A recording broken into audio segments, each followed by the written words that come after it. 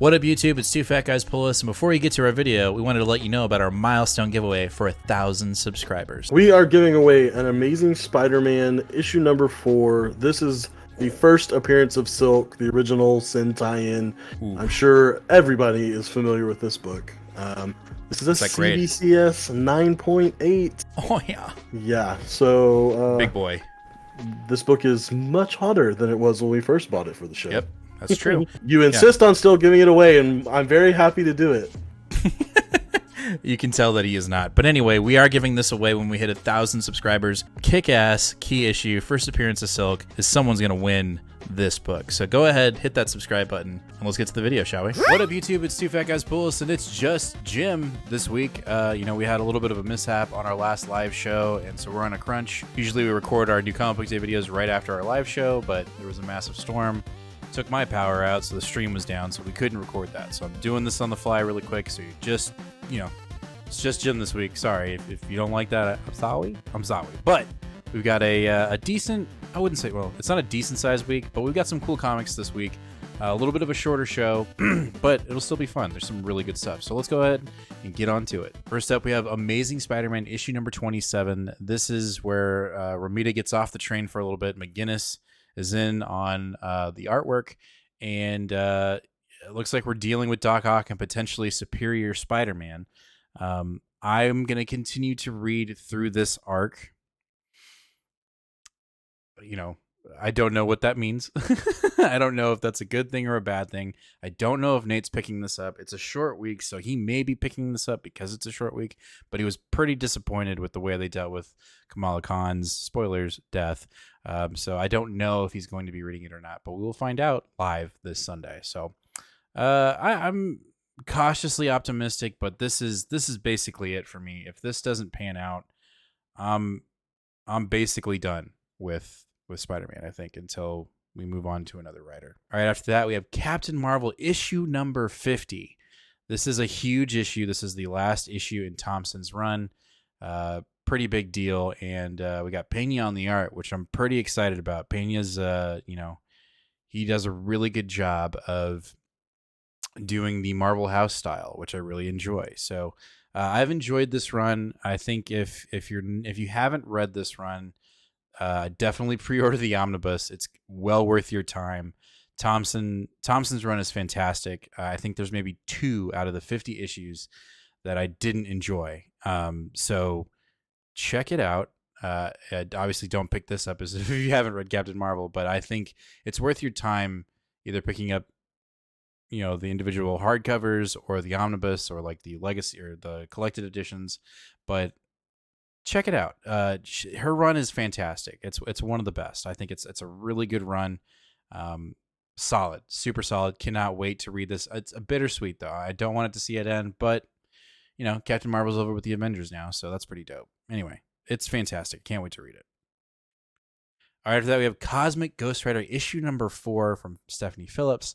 Looks like our 2 Ghost Riders are finally going to meet. They got knocked out in the last issue, so it looks like supposedly, because of this cover, we're going to have them duel, which I'll sign up for that. I'm here for that. I've been having fun with this run. It's been a slow burn, but I think in a good way. It's definitely not the Donny Cates Cosmic Ghost Rider, but you can't expect that. But I think Stephanie Phillips has been doing a really good job with this. Last issue we had Valkyrie kick some major ass, and it was really cool to see. So it'll be interesting to see what happens here. How these 2 are going to meet, how these 2 are going to deal with each other. I think it'll be a good time. I'm looking forward to the read. It'll be cool.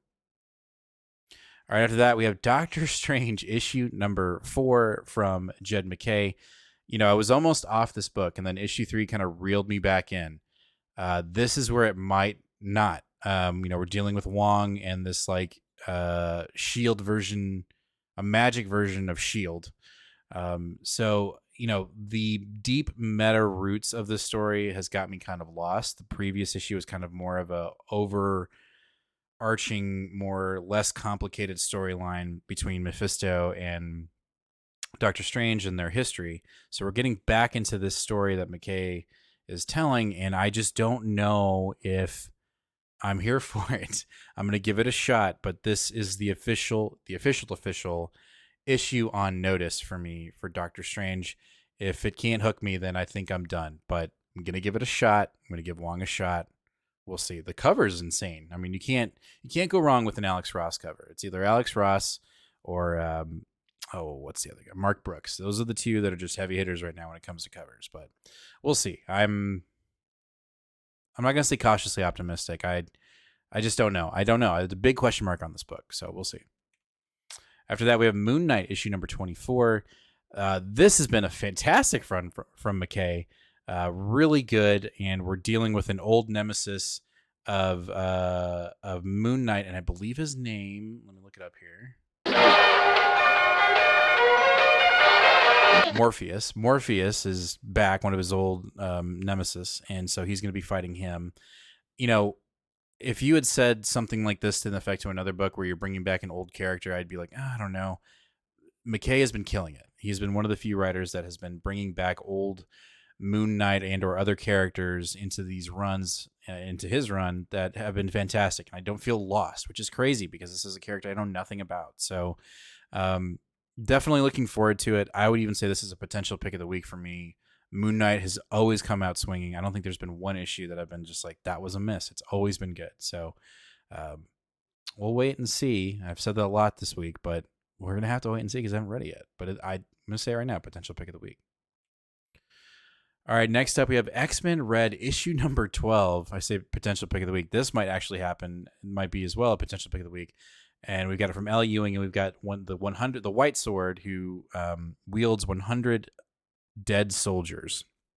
He's able to resurrect these soldiers. Well, his last soldier has come through the gate. He is at Arakko, and he is warning everyone at Arakko that Genesis and Apocalypse are coming to test the mutants of Arakko.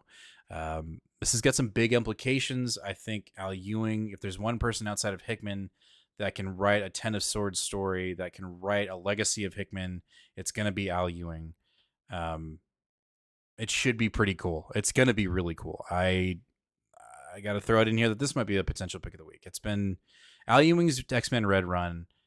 I mean, it's this and Immortal X-Men. They just kind of go back and forth, up and down.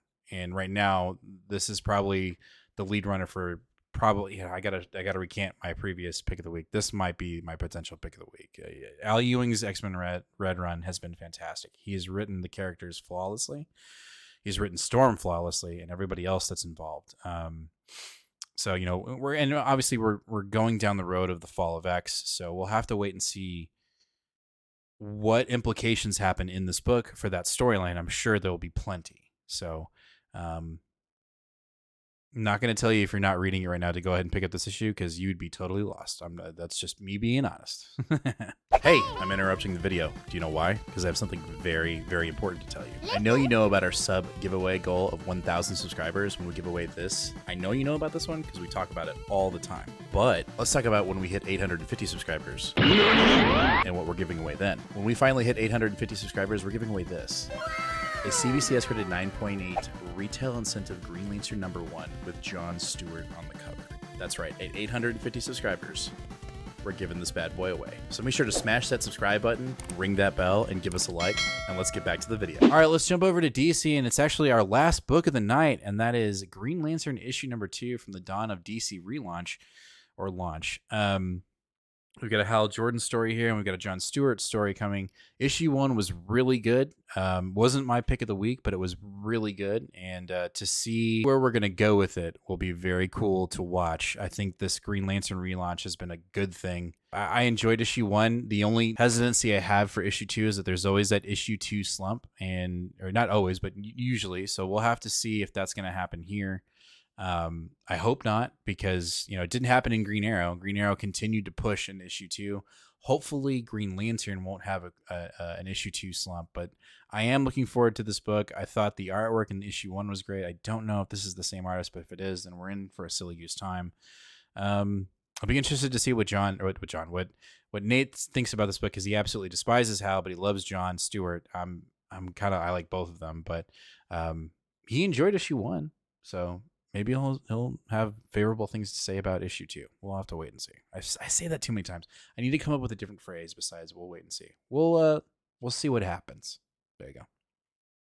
All right, well, that's going to do it for this incredibly short new comic book day video. I apologize for it being so short, but, you know, we had some technical issues last night, and so now I'm filming it, you know, the day before, and Nate's got some plans, so that's usually, like I said, we film on Sundays. But anyway, make sure to let us know down in the comments, what are you picking up today? What are you going to read first, and what's your potential pick of the week? As always, make sure to hit that subscribe button, ring that bell, and give us a like. That's what Nate does, because we are very, very close, as of recording this video, to 850 subscribers, and we're giving away some pretty cool stuff at 850 subscribers, including a bonus slab if we can hit 850 subs before this Sunday's show. So if you are not already subscribed, hit that subscribe button, ring that bell, and give us a like. It would be much appreciated, because we're on our way to 1,000 subs, and you know what we're giving it away. We talked about it at the beginning of the video of what we're giving away at 1,000, and we're that much closer when we hit 850. We'll see you guys live this Sunday, 8 o'clock p.m. Central Standard Time, pending any storms that don't knock out my damn power. That was insane. But if that is, you know, if we can get through, if there's no storms on Sunday, we'll have a live show, and we'll talk about all these comics. We might even talk about last week's comics, just so we can kind of catch up and talk about those things. But we'll see you guys here live, so hopefully you can catch us live here on YouTube. As always, fam, be kind to one another and read more comics. Later.